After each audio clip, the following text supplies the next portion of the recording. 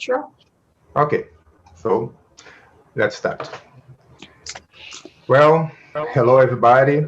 I'm Waras Duarte. I'm the director of the Brazilian Institutes of Neurosemantics, and I'm going to be your host for today's micro sessions about collaboration. And in behalf of all the country's directors and the international team, leadership team, I give you all our warmest welcome. And it's really nice to connect with so many people around the world. I think you have people from all the continents here. It's really beautiful to see. So let's start with giving some basic ground rules for this session. So this event will last for 90 minutes, okay? And please, during the session, keep your mic in mute. Please don't open your mic. And one thing that's very, very important, don't touch any button here. See, below there is recording. Don't touch that, please. That's if you touch it with the recording thing, maybe you can going to lose the recording of the session. Please don't. So forget it, please forget it. And during the session, okay, if you have any question, please use the chat room.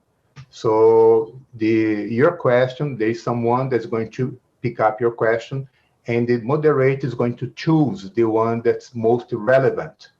And also at the end of the session, we have time to take pictures.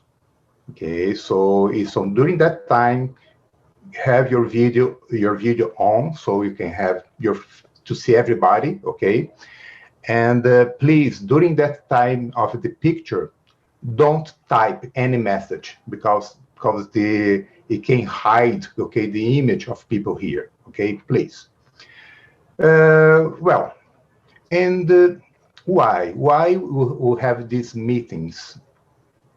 One of the reasons that we want to stay connected with each other, to people from different countries, different languages, to connect with everybody.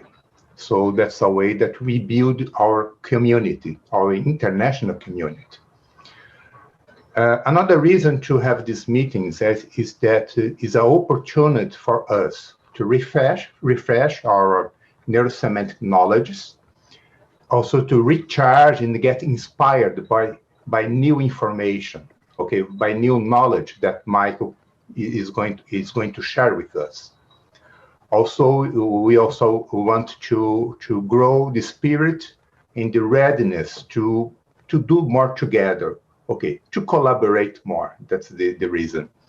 And also, this is really a great opportunity for the local neurosemantic community to connect with the big community.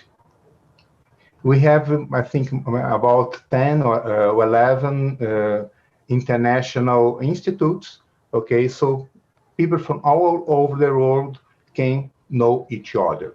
So I'm going to share now with you all the institutes that we have for the NeuroSemantics. Let me come here. Where is it? Okay. So you can see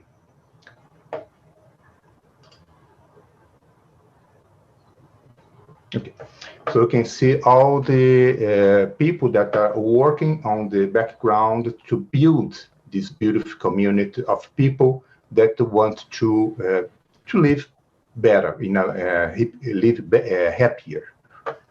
Let's see. Whoops. Okay, so we have the Institute of Neurosemantics of the United States. So Jason is the contact person. We have also the Institute of Neurosemantics of Egypt, the Middle East, and North Africa. And here we have the flags. So Egypt, Lebanon, Tunisia, United Arab Emirates, if I'm not wrong. So also have the Neuro-Semantic Institute of Africa, of South Africa, Mauritius, and I think also Kenya and Ghana, if I'm not wrong. Also the Philippines Institute. You can see also the Indonesia Institute. This Brazil Institute, I think I know these people here. Also the Australian Institute. The Europe Institute. The Malaysian Institute.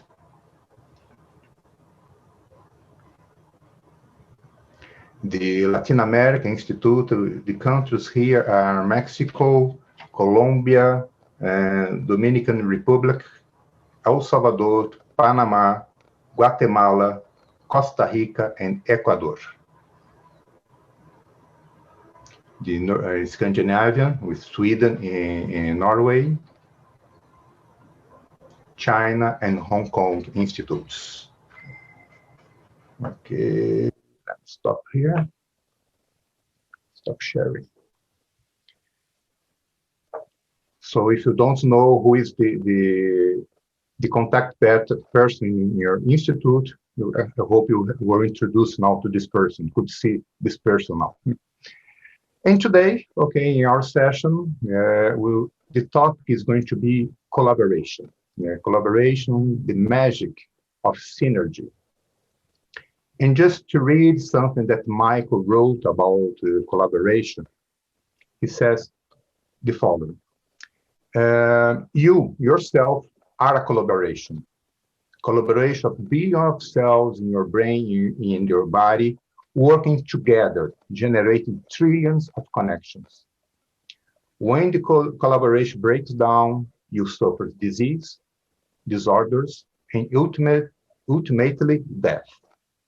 Collaboration keeps you alive and thriving in living meaningfully. This is also true for us as a community. Collaboration makes us alive and able to do powerful things together. Today, NeuroSemantics is the only truly international community, a society of men and women around the world in over 70 countries who share a vision of actualizing their highest values into their best performance. And remember, we can do so much more together than alone or apart. Okay, so that's another reason that's why we keep doing this session, so we can do more together. And now I want to invite our moderator for this session on collaboration, that's David Murphy, the president of the International Society of NeuroSemantics. Hello, David. Welcome. Hello, thank you. Thank you very much. And now, sorry. Just want to call now Michael Hall. Hey, Michael, please welcome. And okay, the mic and the screen are all yours. Thank you. Thank you, Wallace. As always, it's great to see you and great to see all my colleagues, my big family. That's the way I call it. My big family, my NeuroSemantics family. Thank you very much for inviting me and for being part of this great project. And Michael, how are you? Great to see you again. Geraldine, how are you doing? We're good. We are awake, and that is the main thing. Well, let me tell you that I was waiting 1 hour before the time, the schedule, because the time was changed and I didn't notice that. So I was very early. What happened with the meeting? I'm trying to get in. And then Mariani said, you are 1 hour before. Okay. Things like that. So Michael, I think this is a great topic. Something that we really value in NeuroSemantics is collaboration. We always in NSTT emphasize once and again and again and again how important it is to really collaborate between each other and not trying to compete and all that kind of attitudes that really don't help us as a community. But anyway, I think the best way to start is to define each word of the title. I don't know what you think, Michael. So why don't we start defining or denormalizing the word collaboration, if that's okay with you. Okay. Well, I wrote the little piece that Huda read a moment ago because each of us started life with two cells collaborating. And then once we're given birth in this world, 100 billion cells made up our brain. 100 billion, which creates something like 15 trillion interconnections. Wow. So the neurons, the cells, the 100 billion neurons, which is why we call the post that we put out on Mondays neurons. It creates so many interconnections, which then gives us intelligence. It gives us our sense of self. It gives us our ability to work and cope as we do. So collaboration is what we are. Without the collaboration of our cells, we wouldn't exist.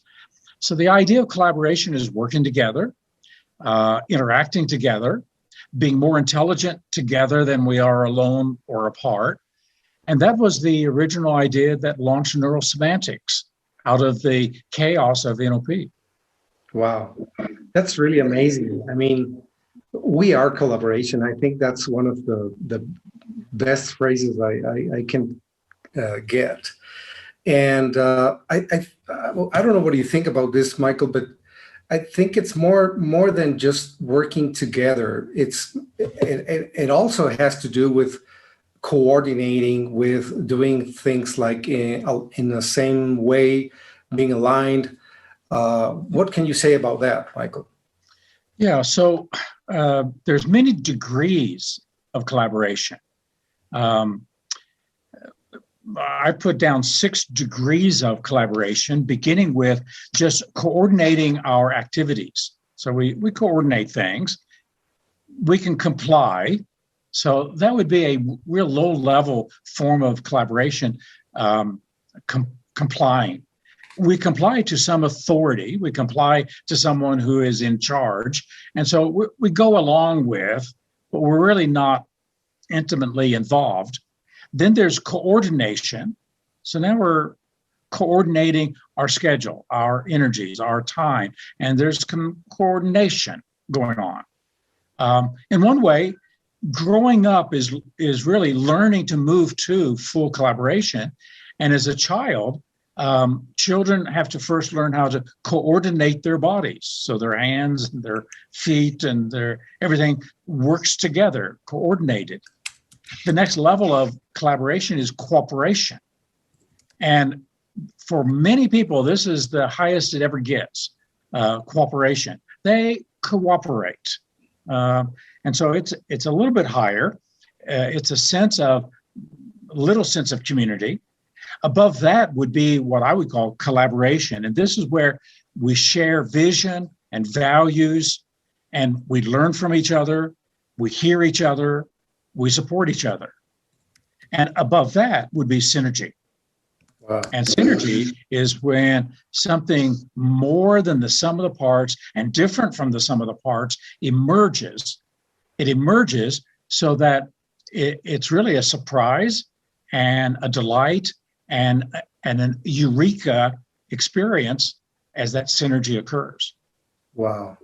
So we can understand what you just presented as different levels of development. If we are talking about a team, if we're talking about a family or a community as we are, we can start like with the very low level that's complaining, and then cooperating, and then collaborating, and the highest one is when we really can make a synergy. Right. Wow, that's really interesting.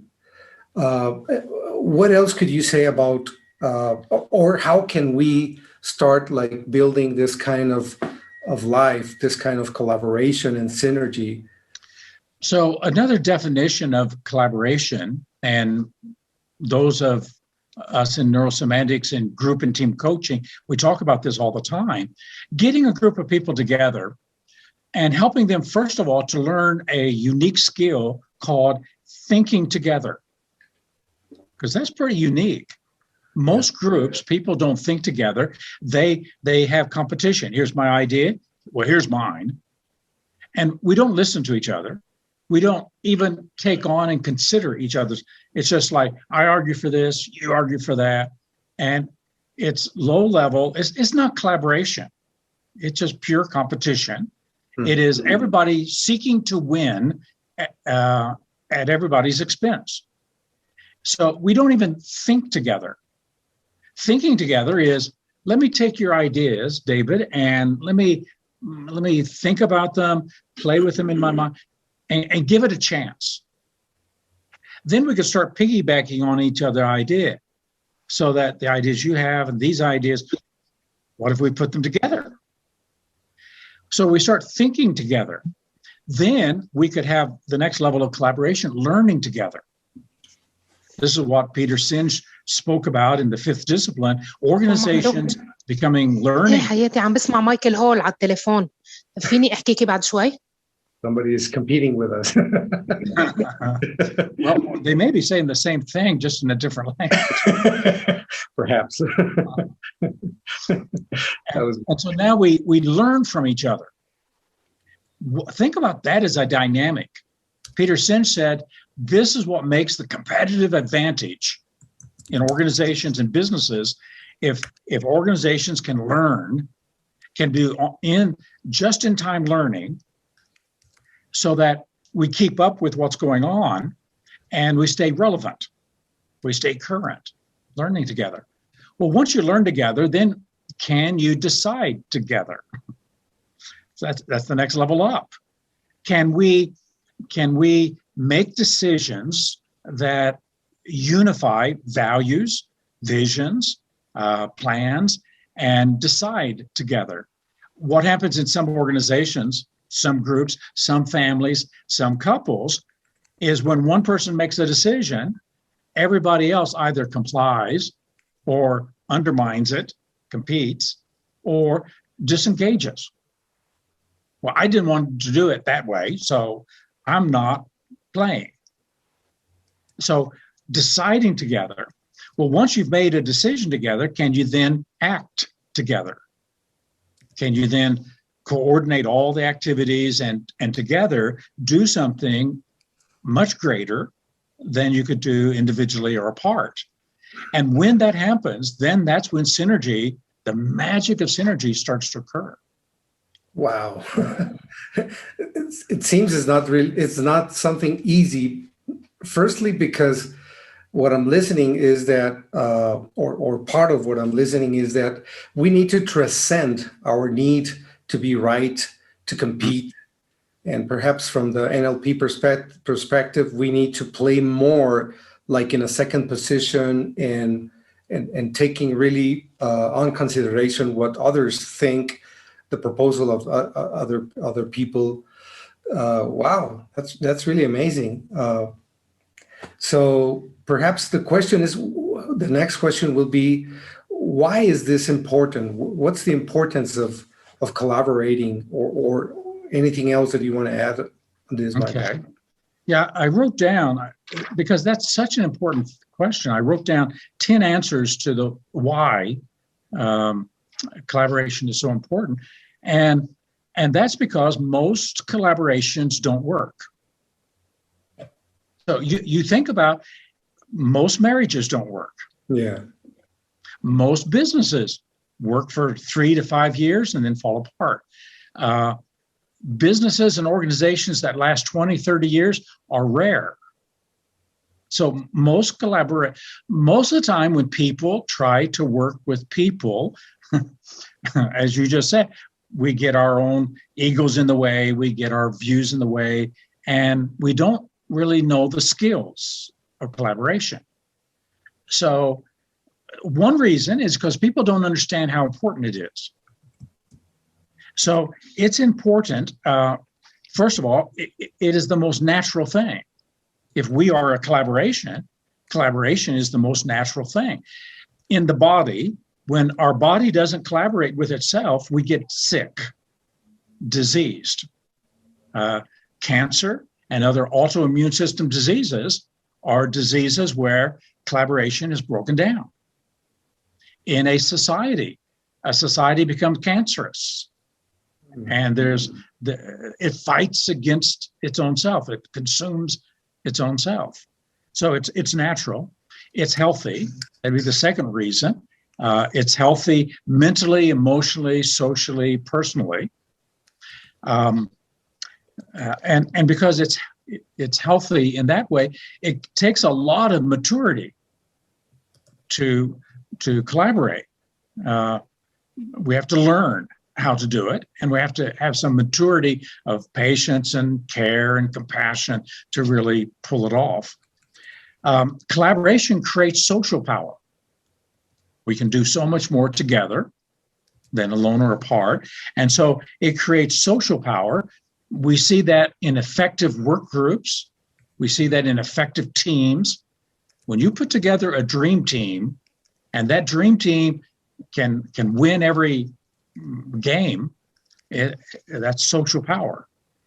Collaboration is what creates community. So if we don't learn how to collaborate and really do it well, we're not going to have real community. We might have an organization that people superficially belong to, but not minds and hearts melded together. Collaboration for community. Collaboration is what creates greatness. When we think about great things, it takes a lot of people collaborating to really create that greatness. And so doing great things together that transcends mediocrity. Another reason why it's important is that it solves organizational problems. If you think about every problem organizations have, the big one being disengagement. People are just not engaged fully and completely, or people are, there's silo mentality inside the organization, or there's people competing for leadership or the politics. Collaboration is the cure. And those of us in neurosemantics, we've got a real cure for organizational problems that we can offer. Why is it important? Well, it facilitates creativity. So once we get to synergy, that's where the creativity, the emergence of the unthought of idea that solves problems. So creativity. And in a few minutes, we'll probably talk about the thing that prevents collaboration, and that's conflict over differences. And yet differences is what can merge into that synergy and create what is more than more and different from the combination of the parts. Collaboration builds mutual responsibilities. And so there's 10 reasons why collaboration is really important. That's a very long list. So it is really important to collaborate. Michael, something that calls my attention is that if our very nature is to collaborate, if we are collaboration, we need to collaborate all our cells in order to be alive, to be healthy, etc. How can we not collaborate? Is it because we are conditioned, educated for the opposite of collaboration, or how does that work? So one of the models we have in neurosemantics that will explain that is the meaning performance axes. So the vertical axis is meaning and the horizontal is performance. That gives us 4 quadrants. Well, if we use those axes and then we talk about 2 parts of ourselves, myself as an independent self, trying to be independent, and the meaningfulness of my life, put that on the meaning scale. And if we talk about another aspect of ourselves, my social life, my social self, the part of me that connects with others, on the horizontal, Then we have 4 quadrants. In quadrant 1, we would have someone who doesn't know themselves, doesn't know what they want, doesn't have their values, their visions, don't know what other people want. And so you got really the undeveloped, and at that level, there's no collaboration. If we overdo self and go up to quadrant 3 and overdo self, it's my way, it's my vision, it's what I want. Now we've got highly independent people who can stand on their own 2 feet, people who take responsibility, but there's so much of self, the ego gets in the way because I want to do it my way. And while there's independence skills, there's very little social skills. So if we go over to quadrant 2, to the social self, and develop my ability to connect, to love, to care, to support, to be present for other people, then I've got a lot of myself giving, but not much of myself presenting. Now there's too little of self, and self can get squashed, self can get lost. So when the group is saying something and I want to speak up, I might hesitate and not be bold enough, courageous enough to let my voice be a part. And so now we've got people who will cooperate and comply, but they won't cooperate. Up in self, we got people who compete, but they won't collaborate. So to merge it together, to go to quadrant 4, where there's a strong sense of self and a strong sense of giving of self, so presenting and giving of self together, now we've got someone who is capable of collaborating. And that describes just a little bit the growth that I have to do to move to collaboration. I have to know myself, appreciate myself, love myself, take care of myself, know my mind, values, visions. I also have got to know others, care about others, extend myself for others. So a lot of the social skills merge together with independent skills. Out of that comes something more than the sum of the parts. Wow. Okay. Michael, so I think you started already to give us a little bit of the answer of how can we become more collaborative? How can we, what will be like the first steps to in order to be more collaborative, to have that attitude? What would you say to that? I think the first thing is understanding the importance of it. Okay. And then believing in the possibility. So here's another one of those hidden frames that's in the back, the assumptions. If I think the world is a world that's a jungle and resources are scarce, why would I cooperate with you when I could have it all myself? Because if you get some, I get less. That's scarcity mentality. And that's what prevents so many people from collaborating. Well, if I give you my idea, you'll steal it. Yeah. So scarcity is what, and little children are born with an orientation to, it's not fair. You got more of the cookie than I got. And so, and so that drives us into that scarcity. So the opposite is going to have to be abundance. There's plenty.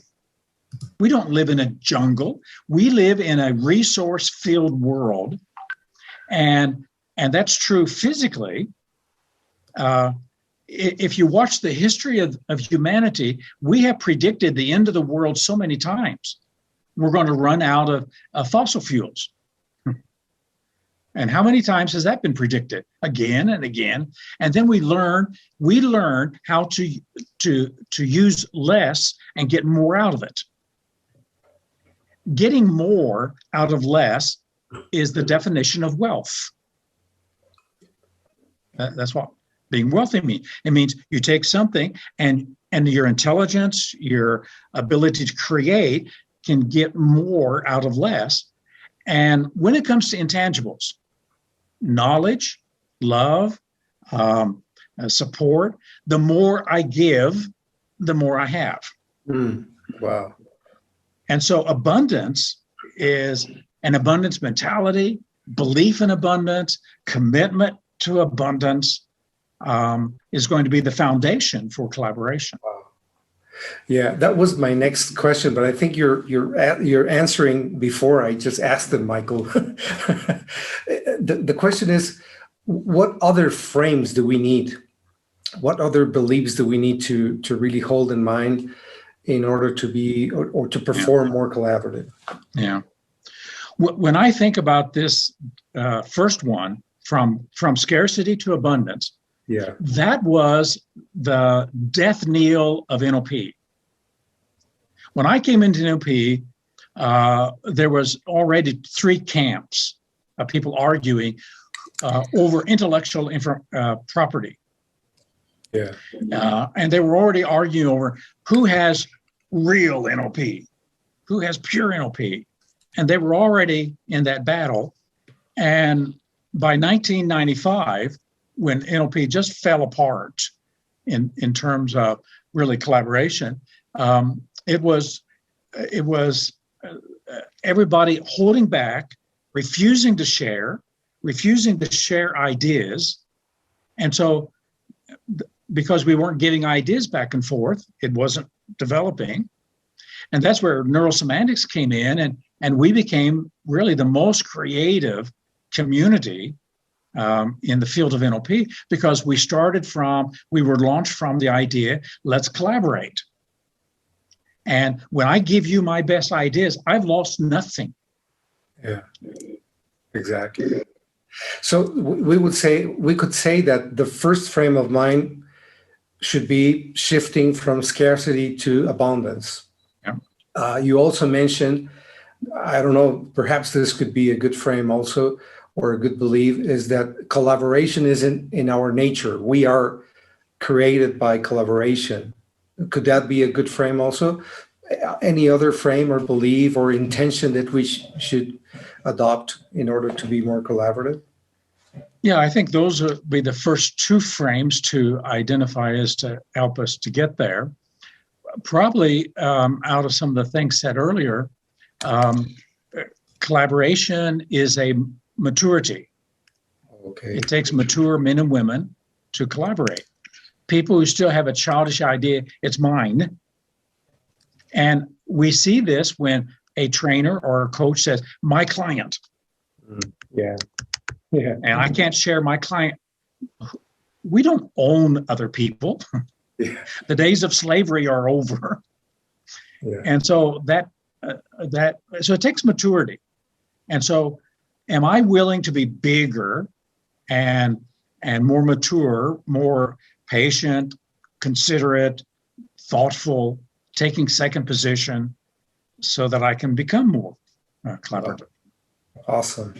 And you also already mentioned many possible intentions.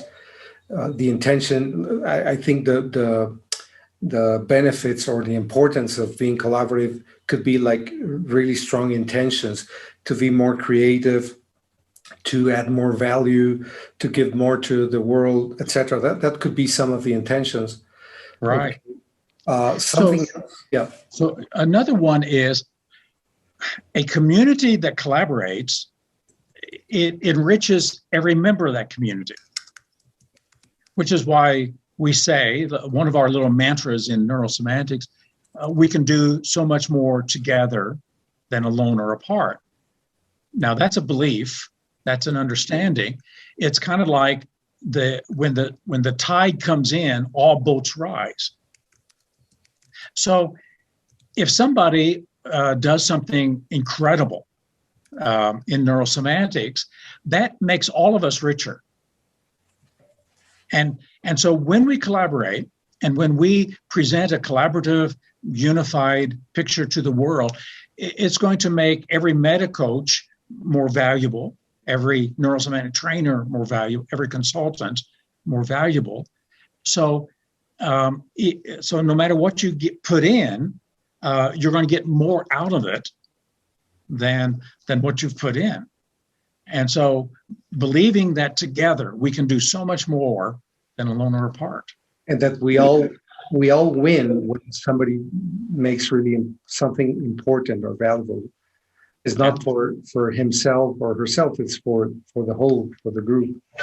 Okay. Michael, how could we misunderstand collaboration? What we prevent? So that there are some pseudo forms of collaboration. One would be compliance. Sometimes a leader in an organization, because they can get people to comply, maybe through threat, maybe through offering rewards, they can get people to comply, and then they think, oh, we're collaborative, when it's just compliance. Yes. And so there's pseudo forms of that. Cooperation may be a low level, actually a pseudo form of collaboration. It's not the real thing. So those would be some misunderstandings. Okay. Another frame for collaboration would be it takes work. Okay, it's not as easy as okay. It takes work. It takes effort. It doesn't just happen. Yeah. Because people have to intentionally put effort in to make the collaboration work. And when we look at the stages of collaboration, so when we do the trainings on collaboration, we talk about the 10 steps, the 10 stages. If you want to create a collaboration with somebody and how to do that, or if an organization wants to create collaboration with another organization, that there are stages to it. It can be a lot of work. Yeah. So we could say that collaboration is not aligned with the fast food version of life. Okay. Michael, any other consideration or any other thing that you want to add before we go to some questions from the audience? So once again, if everybody has a picture of the two axes, independent self and social self, then as we move through there, we go through certain stages. The very first one is conflict. Okay. And this is one of the reasons it's not easy. So many people are conflict avoidant. Because what do we bring to the collaboration? We bring differences. Yeah, that's right. What makes up every marriage? Well, differences. And we try to marry the differences. So that here's another frame of mind about collaboration. Our differences makes us stronger. Our differences can be put to use so that your difference makes me richer. My difference contributes to the whole. And so productive conflict is the first stage of moving toward collaboration. Because if I can't get through and develop productive conflict, where I listen, I pay attention, we try to merge, we try to figure out things that pull us together, then we can't move to the next stage. And right after conflict is creativity. Okay. Because what is creativity but merging of differences? Okay.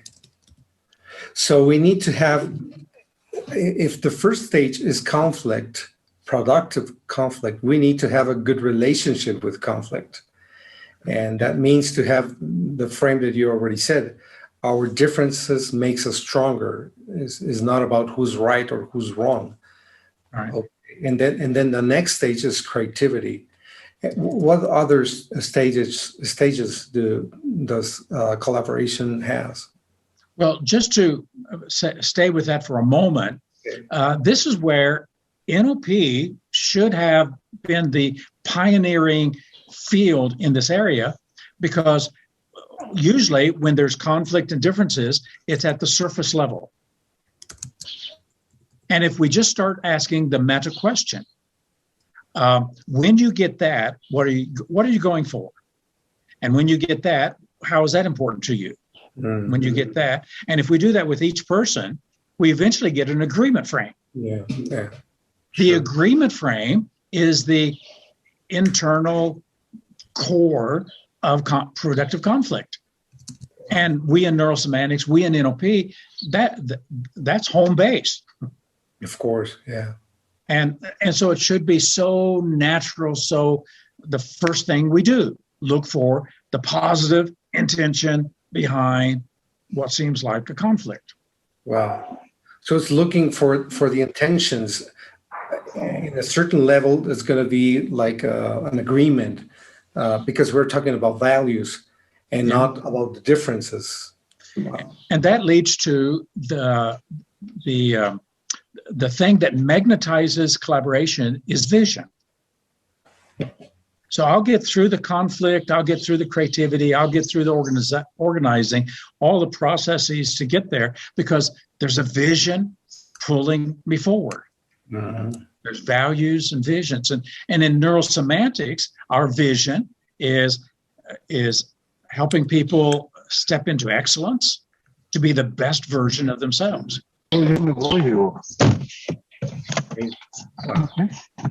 Somebody's talking here. Is that in the Zoom or in my head? Se estaba vistiendo, pero Okay. So can we move now to the next stages, Michael? So the first thing is to have a conflict, a productive conflict, just to summarize, and that means having a good relationship with conflict. That means to follow our values and visions and looking for the intentions of each part of the differences. And once we have that, we have a conflict, a productive conflict. What's next? So what comes after that is now we can start creating together. Okay. So creativity, we got a plan. We've got a project that we're working on together. And so we start creating and putting that together. Well, anything that we're going to do together, we're going to have to organize it. So this is where organizing ourselves. Who's going to do this? Who's going to do that? When you're going to report back? What troubleshooting may we have to do if it doesn't work at this certain time? And so we organize ourselves together. And so an organization, that would be the next level of putting it together. And simultaneously, to have the organization, you've got to have some leadership. Okay. You've got to have some collaborative leadership who's pulling people together, getting people into the right seats on the bus so that they can work together. And we've got our ground rules, we've got our ways of interacting so that we can do that. And then after that, as it keeps developing, everybody becomes co-leaders. Okay. Okay. So the order will be, or the stages would be, we start with conflict, we create productive conflict. Then what comes from that is pulling together ideas, differences. That means being creative. And at the same time, that means to start organizing, setting roles, having some leadership. And from that comes co-leading. Everybody becomes a co-leader. The only rephrasing I would do is it starts with differences. Okay. Okay. The differences is what clashes. Okay. Perfect. And the clashing, if you have a good relationship to conflict, the clashes is what creates energy. Okay. Because now we're getting real with each other, we're being authentic with each other, and we're saying what we really think and feel, and then working it through. Perfect. Okay. So once we have the co-leading, everybody's co-leading, what comes from that, or what's next? Well, now as a collaboration, you're actually able to now start doing what you're planning to do. Okay. So Let me mention that there's many kinds of collaboration. Okay. I've got a list of 7 here. Okay. There's an ad hoc collaboration. Something happens, we got to solve a problem. Hey, you and you, come over here. Let's see if the 3 of us can figure this out and work together and solve this problem. And it could take 1 hour. It could take 1 month. Okay. Ad hoc collaborations. Okay. Then there's long-term collaborations, which is what teams, groups, committees, boards are. So they're a collaboration that is designed long-term to run an organization or to be a team. There's crisis collaborations, and that's where an emergency team would be put together to resolve something. A tornado comes into town. Here's an emergency.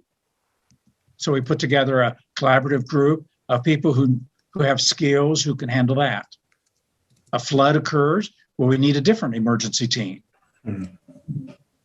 So then there's interpersonal collaborations, and that's where 2 or more persons get together for a common vision. Okay. So 2 people get together. Let's do a study group. Let's do a meta coach chapter and study axis of change. That'd be a collaboration. So it's interpersonal. There's interorganizational, 2 organizations collaborating. There's the leader-driven collaboration. This is a common one. A person has a sense of, I want to do this. And so that individual says, who wants to follow me? Who wants to be a part of it? So it's a leader-driven collaboration to fulfill that person's vision. That's how Neuro-Semantics started. Bob and I and Robert Olick got together and we were brainstorming and we said, why don't we create the NLP version of collaboration? Wow. And so then once we set up the vision, people said, can I join? Can I be a part? Then there's recreational collaboration. And this is where we get together and just play a game. We have fun. We go do something together. We go white water rafting together. And so it's just recreational collaboration. So there's lots of collaboration. And when you are thinking about collaboration, deciding what kind of collaboration are we wanting to put together? Because we humans, we do this all the time. Yeah, exactly. We just need to know how to do it with more expertise. Michael, I just missed the second one. After ad hoc collaboration, what was the second one? Long-term. Long-term, okay. Okay, and I think, I don't know what you think about what I'm going to say, but I think collaboration always starts with a conversation. This comes from the example you gave us between you and Robert and Bob Bodenhammer. It started with a conversation. Exactly. What could you say about this? Something to add? So that's essentially the second step, could be the first step in any collaboration you want to create. You start a conversation. You make an invitation. So you invite someone to do something with you in service of some vision. And so that's how it gets started. Many times we make an invitation, the other person doesn't respond to the invitation. Yeah. But if they respond, now we got a possibility of creating that collaboration. Great. Let me go to some questions from the chat. Well, the first one is, I think you answered that one already. What's the difference between cooperation and collaboration? So I'm gonna jump that one. What will be the conditions and the final goal for collaboration? Well, and somehow you answer that one, but anything you want to add? It's going to be different every single time. So it depends on the kind of collaboration. Recreational collaboration, the end goal is enjoying each other's presence. Having fun, yeah. Having a good time. Ad hoc, solving a problem. So the problem is resolved. Long-term collaboration, like neurosemantics, we have no end goal. So the objective is to continually be a collaborative, supporting community that keeps learning, growing, developing new tools for coaches, consultants, trainers. There's no end goal. Okay. Okay, so each one has different goals. Let me see one more. What is the connection? Jane says, what is the connection between self-confidence, collaboration, and ego? If there's a connection, I think. Well, it's going to take certain confidences in self to do certain skills, whether it's setting ground rules, doing the agreement frame, confident that I can work through conflict, confident that we can create things together, that we can organize. So confidence in those skills. Okay. What skills do you have that I don't, that I need if we are to do something bigger than just myself? So we need self-confidence. Everybody has confidences, and everybody has the lack of confidence. So self-confidence is not a general thing. Mm. Yeah. Some people are confident that they can do critical thinking. They can do meta-modeling. Some people are confident that they can do the emotional supporting of people and really pull people together. So different confidences. Ego, self, is when I'm so dedicated to me and what I want, I don't have room for others. Now the ego's in the way. Mm-hmm. It's about me, not the vision, not the values. It's about me. And so separating that out, I'm here in service of the vision, of the values, and sometimes I won't get my way. But that's okay for the mature person. Wow, great. Michael Gada asks, and I think you answered part of this question, what are the specific skills we need to work or needed to work on myself to cope with different people's meta programs while we are collaborating? Well, the big one is flexibility. Okay. The more rigid, narrow, minded, dogmatic, impatient, collaboration is not going to. So flexibility to adapt. Once again, NOP should have had the patent on collaboration because we learn to pace, we learn to match, we learn to adjust to each other. The person who has the most flexibility has the most influence in that system. So we should have the patent on this. And so flexibility to adapt and that abundance mentality, everything doesn't have to be my way. That's pretty childish, pretty immature. Yeah. Okay, so flexibility will be, I think, the most important skill to develop. Mario Mason asks, what does NS community, Neurosemantics community, have to create to bring the community to the next level? So I think this is more to our community. Yeah. So we're doing that even today, even in this Zoom meeting.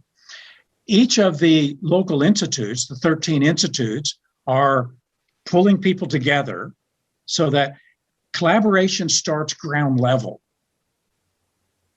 So we've asked the trainers to collaborate together in your country or your region and collaborate until there's a strong neurosemantic institute in that country. Inside that institute will be the meta coaches. There'll be the people using NeuroSemantics for teaching or consulting or parenting or whatever they're doing. The more we work together collaboratively at the local level, the stronger it is.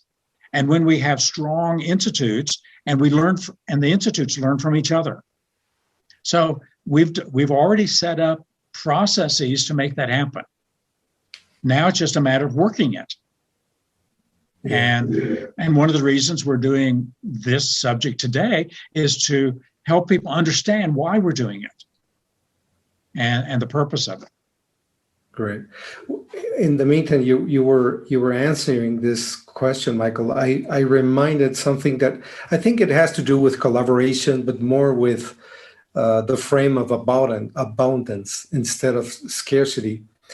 When the pandemic started, I remember that all my schedule, I think that's common for almost everybody here, was canceled. So I started being worried and thinking about how can I face this, and my saving, I'm gonna lose all my savings. And so I was very worried, and I was very self-oriented. And I started to do many things and many effort that they were not working. It was like wasting time and wasting my patience and wasting my, I was getting very stressed, etc. But then I shift my mind and I said, okay, how can I add value? How can I work for others? How can I bring something value for people? And I started collaborating with a company, real estate company here in Mexico, and a very big one. I think it's the most important one. And I just gave them, I think 10 short meetings, 30-minute meetings. When I was just presenting some topics, some things to help people to face the pandemic. Uh-huh. And after a while, they call me and they say, we want a training from you for all the people from. And I was, wow, this is just amazing. Just giving. I think that's really, really important. Yeah. I just wanted to share this. It's one of the dynamics that makes collaboration work. It shows goodwill. It builds up trust. And those are key factors for moving and doing things together. And so the more we can show goodwill, generosity, kindness for no reason, without getting something immediately in return, it creates that sense of trust. Here's a person who cares and is willing to extend himself or herself. Exactly. And I think it's more powerful when it's genuine, but when it's real, when it's not because I'm wanting to get something, it's just because I want to give something, right? Francisco has one question. He's asking, how do we manage mismatcher while collaborating? Yeah, that can be a challenge. Mismatching. This is where I keep coming back to all the tools that we have in our tool chest in NLP. And with a mismatcher, helping that person understand their pattern. Because if a person understands their pattern, then the pattern doesn't have them anymore. They have the pattern where they can start to take charge of the pattern. Wow. When it operates and we're not even aware of it, or we don't bring it forth, then it just operates on us. And so to the mismatcher, once we catch that pattern, we go, you're going to disagree with this, aren't you? In fact, tell me 3 disagreements you have. They get it out of their system. Now tell me 3 agreements. 3 things you do agree with me. That's great. I'm going to start using that one with a couple people. Okay. Gala asks, how do we deal with very dependent individuals while collaborating as a team? It is so easy in any kind of leadership or even in a coaching role. with a compliant person just to let them be.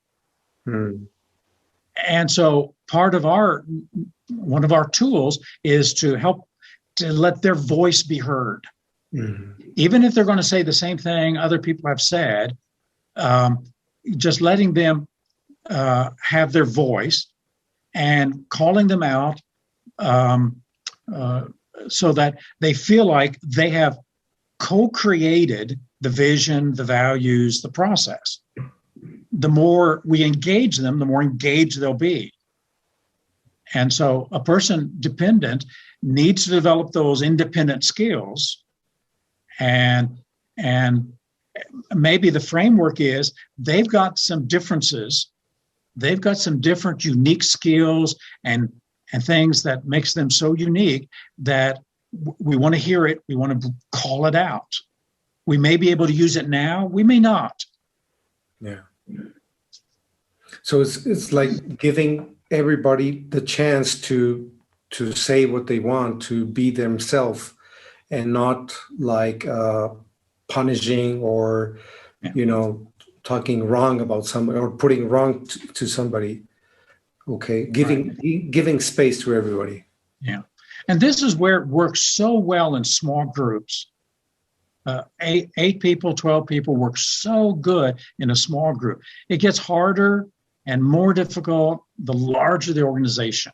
Yeah, we now know in terms of group dynamics, 250 people is about the largest type of a group for people to feel like they know everybody and they feel seen and heard. And that's why there are some organizations that limit their factories and their businesses to 250 people. And once they hit that, they go start another one. And what happens with that is that people know each other. Yeah. And then people don't get lost in the organization. Wow. That's really important. Michael, any other considerations for the audience? We are close to end the webinar. Well, how we're doing collaboration in Neurosemantics is at the local levels, the chapters, the study groups, the institute, so that we want to grow up collaboration. We want people to let everybody know, who are you working with? What organizations are open? What possibilities could we do? If we put our forces together, could we address this school, this bank, this organization? Because if collaboration is alive, dynamic, and active at the local level and is growing, the word of mouth information that will come out of that will be the best kind of advertisement, promotion of your business, of your local business. The more we can do that, the more it benefits everybody. Perfect. Thank you very much, Michael. What's next? I just want to say I miss you, everybody. I really miss you, Michael. I want to hug you. I want to hug you, Geraldine. This lockdown is so long. God. Dear Wadas. Yes, David. Yes. Well, what's next? It's time we collaborate for a picture. We can take a picture together.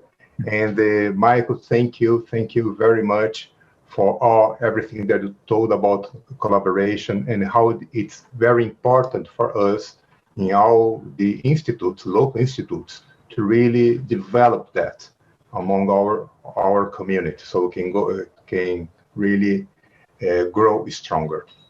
Okay, thank you very much, David. And as David said, also miss everybody here and hugging people. Really, it's like a necessity of our body to hug other people, to be in contact with other people. But this will happen Monday, I hope.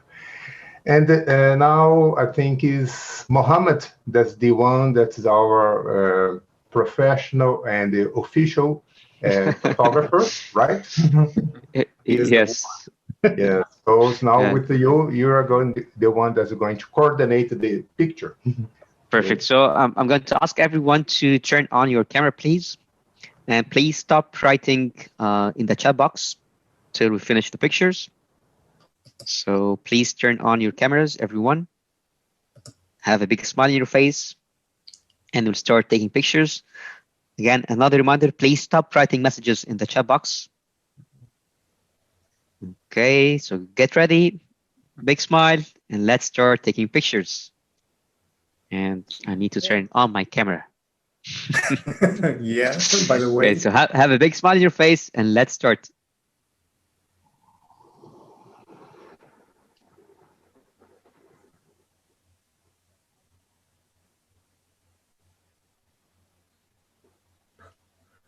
I had pain in my face.